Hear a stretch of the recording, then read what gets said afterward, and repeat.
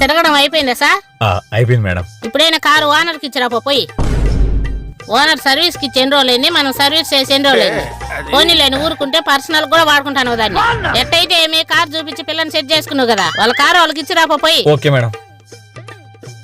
బా మా భలే కార్ రా నాయన, ఎట్టకుంటారో ఈ కార్ వీళ్ళందరూ. దీని ఓనర్ ఎన్ని బిజినెస్ చేస్తా ఉంటాడో ఏమో. ట్రిక్ ఏదో కనుక్కొని మనం కూడా బిజినెస్ పెట్టేద్దాం.